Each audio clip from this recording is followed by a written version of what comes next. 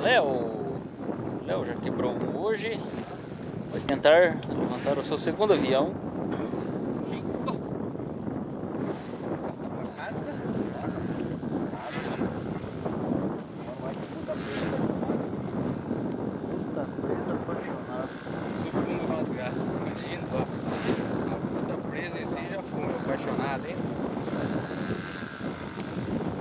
Vai, Léo, vai voar?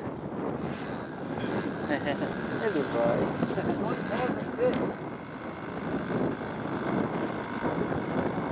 Pô, mas é até estranho o rádio que não tem.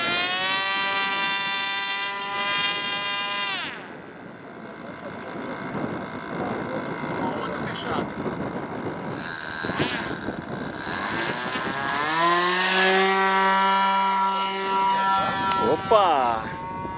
Ô, louco! Isso aí, você tá com problema na coluna?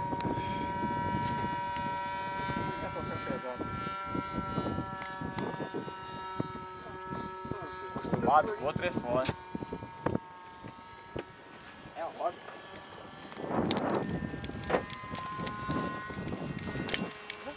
Marcou de motor? 39. Marca na câmera do Vai lá dar pra você. Não vai dar nem tudo forte. Léo está voando, seu aeromodelo.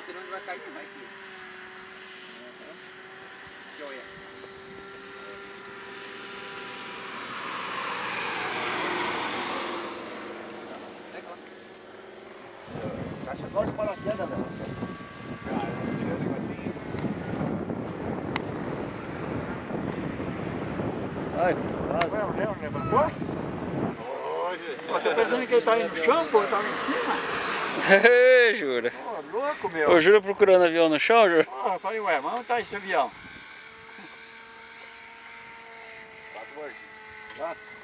4 voltas? Tá na reserva. É, dá umas duas arremetidas aí. Não tô enxergando mais nada. Nenhuma remetida do tempo. Eu não tô enxergando mais nada.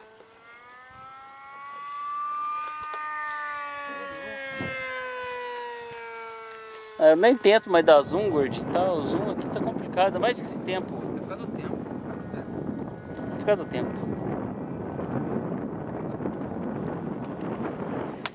Ai! Vai que não é, quase por cima tudo aqui. Olha lá, rapaz, Olha. parafuso. Ah, o Léo, meu! Cadê o Léo? Tá de ponta cabeça? Tá de dorso? Saiu meio zonzo. Com o cara! Tornou. Ô gordinho, comprei com eu não. Aí ele mexeu o alerão pra ver se realmente tá de dorso. Eu direto com 2 parafusos, eu não sei se vem de dorso, não vem. Eu espero pra ver o que dá. Quem fincar no chão é porque tá de dorso.